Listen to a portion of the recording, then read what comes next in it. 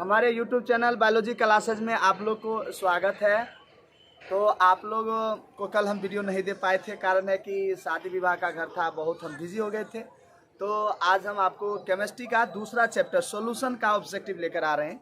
तो आप देखिएगा कि ये क्वेश्चन आप लोग को कैसा लगा, पहले देखिए पढ़ के और क्वेश्चन देखिए कैसा है। चलिए, आपका चैप्टर दूसरा लेसन केमिस्ट्री करता है सॉल्यूशन विलियन। क्या बोलता है? सॉल्यूशन विलियन। ये चैप्टर में आपको हम 30 ऑब्जेक्टिव बताने वाले हैं। आप लोग एक एक क्वेश्चन को ध्यान से देखिएगा।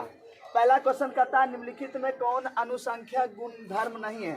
गुणधर्म होगा, यहाँ हो जाएगा गुणधर्म। गुणधर्म नहीं है। आप बताओ अनुसंख्या गुणधर्म कितने प्रकार के होते हैं? 4। हिमांक का अवनमन, क्वथनांक का अवनयन, वाष्प दाब में सापेक्षिक अवनमन और परासरणी दाब। 4 गो होता है। अब इसमें देखिए, परासरण दाब है, कहता नहीं है। क्वथनांक का उन्नयन बिल्कुल है।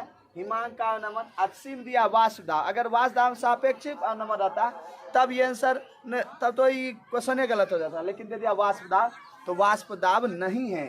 इसका आंसर हो जाएगा एक का सी। दूसरा क्वेश्चन कहता है कुहासा क्वालिटी विलियन में क्या है? कहता है कुहासा कब ठंडी के मौसम में देखते हैं ना, रास्ता नहीं दिखाई देता है, उस समय कहता है कुहासा जो है वो किस क्वालिटी विलियन का उदाहरण है? वो क्या रहता है? तो क्या देखते हैं कि द्रव्य, उसमें क्या देखते हैं कि कोहरा है, उससे पानी भी निकल रहा है और चारों तरफ कुहासा है ना, मतलब द्रव में क्या है? गैस है। तो आपको ऑप्शन देखिए, एम दिया द्रव कण गैस में, बी दिया गैसीय कण द्रव में नहीं है, सी या ठोस कण द्रव में। तो पहला ही हो जाएगा द्रव कण गैस में हो जाएगा। ठीक है। दूसरा क्वेश्चन कहता है निम्नलिखित में कौन आदर्श घोल का निर्माण करता है? आदर्श घोल किसको कहते हैं? देखिए, कहता है राउल्ट के नियम के अनुसार घोल 2 प्रकार के, एक आदर्श एक अनादर्श। बोलता है वैसा घोल जो राउल्ट का नियम का पालन करता है आदर्श घोल, जो राउल्ट का नियम का पालन नहीं करता है उसे अनादर्श घोल। बोलता है इसमें से कौन राउल्ट का नियम का घोल का निर्माण, आदर्श घोल का निर्माण करता है? पहला ऑप्शन दिया C6H6 और CCl4, ये करता है? बिल्कुल नहीं करेगा। दूसरा कह रहा है C6H5 और C6H5CH3, ये भी नहीं करता। तीसरा है C6H5Br और C2H2I, ये भी नहीं करेगा। और डी दिया CH3 का होल 2 CO और CCl4, बिल्कुल यही करेगा। तो ये आदर्श घोल का क्या करता है? निर्माण करता है। आदर्श घोल का क्या करता है? वह निर्माण करता है। क्वेश्चन नंबर 4 देखिए, क्वेश्चन नंबर 4 देखिए, कहता है निम्नलिखित में कौन अर्ध पारगम्य झिल्ली से निकल पाते हैं? निम्नलिखित में कौन अर्ध पारगम्य झिल्ली से निकल पाते हैं?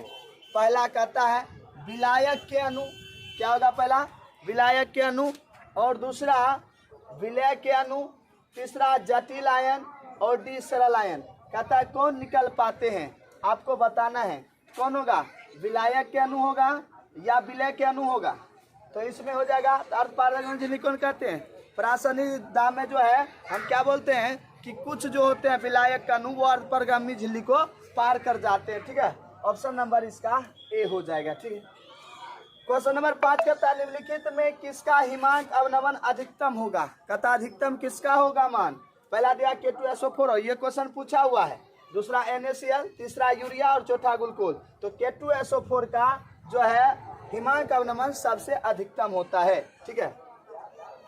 क्वेश्चन नंबर 6 न्यूमेरिकल है, इसको तो आप लोग बनाना होगा, लेकिन फिर भी हम पढ़ देते हैं। कहता है 234.2 ग्राम चीनी के घोल में 34.2 ग्राम चीनी है।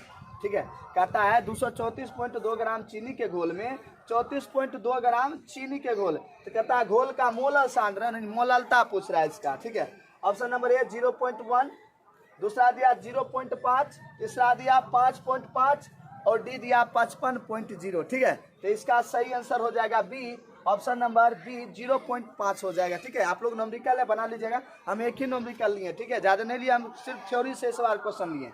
न्यूमेरिकल अगले वीडियो में लेकर आएंगे।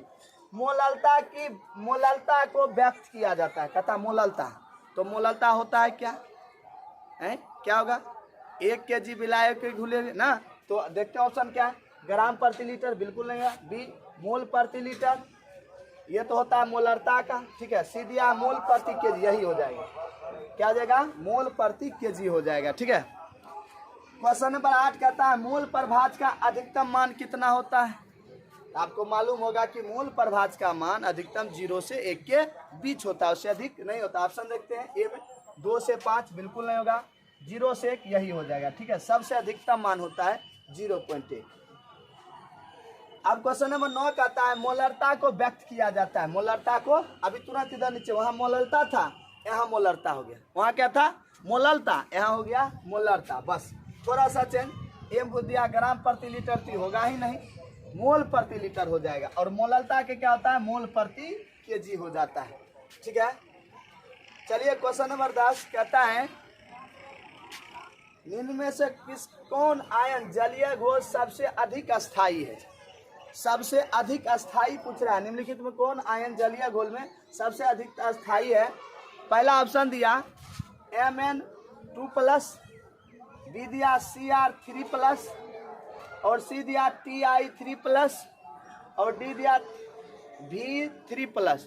तो इसका आंसर क्या हो जाएगा, इसका आंसर हो जाएगा Cr3+ हो जाएगा, ठीक है। क्या हो जाएगा Cr3+, सबसे अधिक ये अस्थायी है जलीय घोल का, ठीक है।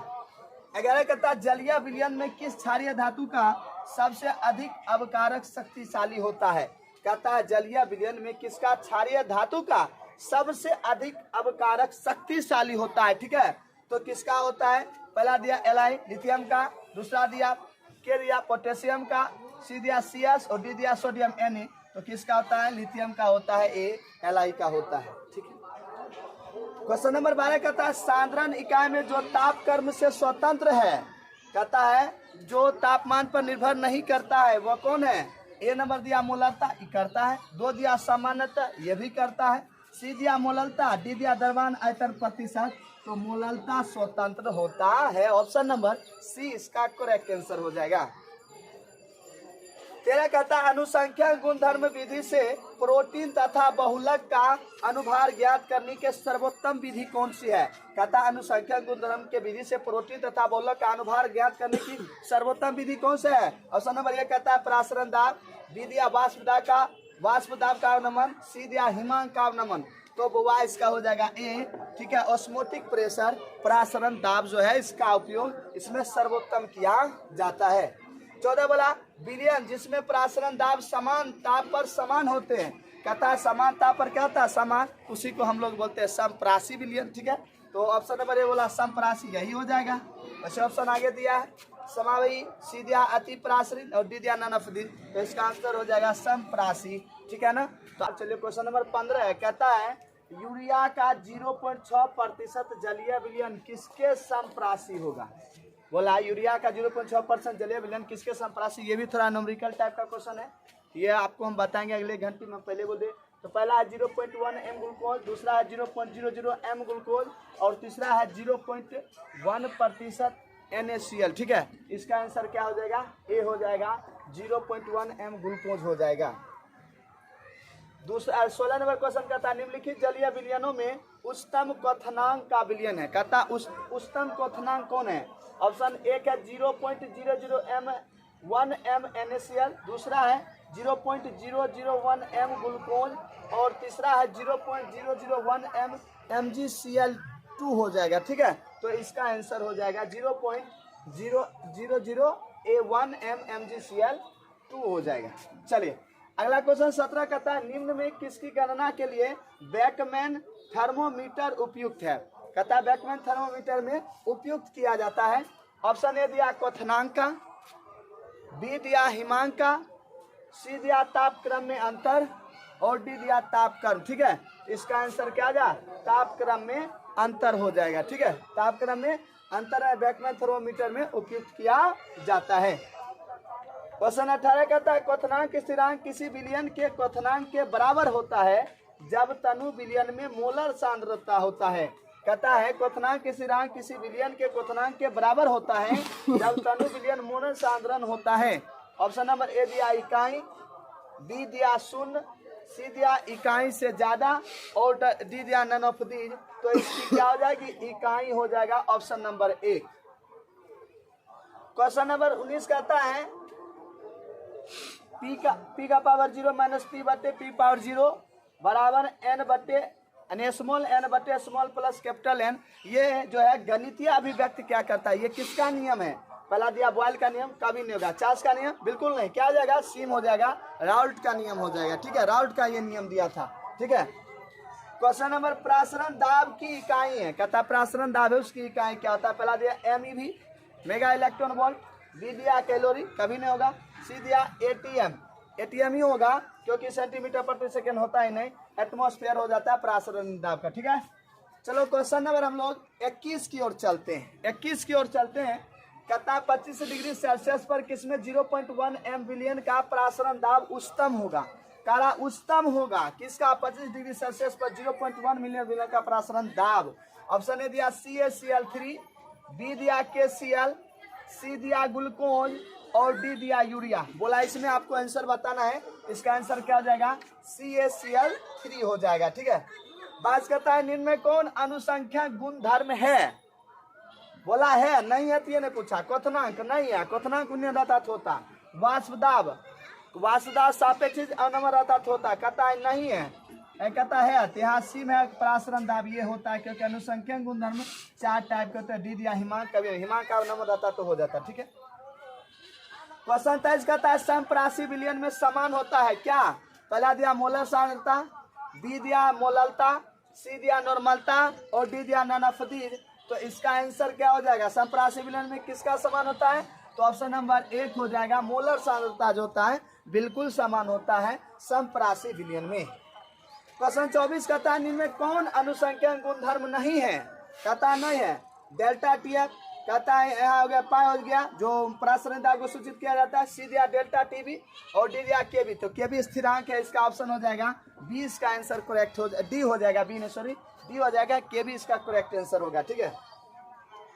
25 कहता है 0.3 M फास्फोरस अम्ल की नॉर्मलता है। नॉर्मलता पूछ रहा है, मोललता, मोलरता, नॉर्मलता, फॉर्मलता होता है, उसी पर नॉर्मलिका है। तो ये बोला 0.5 N नॉर्मलता होगा, 0.6 N यानी नॉर्मलता होगा, 0.9 N नॉर्मलता होगा, 0.1 N, तो इसका हो जाएगा बी, 0.6 N नॉर्मलता होगा इसका आंसर, ठीक है ना। क्वेश्चन नंबर 26 कहता है विलयन में संगुणित होने वाले विलय के लिए वान टू हॉफ गुणांक होता है। कहता है विलयन में संगुणित होने वाले विलय के लिए वान टू हॉफ गुणांक होता है कितना। M दिया 0, B में दिया 1 से अधिक, C में दिया 1 से कम और D में दिया 1। इसका आंसर क्या होगा, इसका आंसर जो होगा 1 से बिल्कुल क्या होता है, कम होता है। 27 कहता है जलीय विलयन के ताप में वृद्धि करने पर उसमें कमी आती है। कहता है जलीय विलयन के ताप में जो वृद्धि करते हैं उसमें किसमें कमी आ जाती है। M दिया मोलरता बढ़ने में, B दिया मोलरता बढ़ने में और 2 है मोलरता घटने में। मैं मोलरता बढ़ने में पहला, बी है मोलरता बढ़ने में और सी है मूल अंश बढ़ने में, ठीक है। इसका करेक्ट आंसर जो आपका हो जाएगा तो 2 हो जाएगा, बी हो जाएगा, इसका मोलरता बढ़ने में हो जाता है, ठीक है, मोलरता बढ़ने में हो जाता है इसका। क्वेश्चन नंबर 28 कहता है विद्युत अपघट का उदाहरण है। विद्युत अपघट का उदाहरण है, सबसे अंतिम क्वेश्चन है आपका, ठीक है। पहला ये दिया चीनी, दूसरा दिया सोडियम एसीटेट, सी दिया यूरिया और डी दिया बेंजीन, ठीक है। इसका क्या आंसर होगा, तो इसका आंसर होगा विद्युत अपघट का उदाहरण है, आपको बताना होगा। ऑप्शन ए दिया चीनी, बी दिया सोडियम एसीटेट और सी दिया यूरिया और डी दिया बेंजीन, तो इसका सही आंसर बी हो जाएगा, सोडियम एसीटेट हो जाएगा, ठीक है।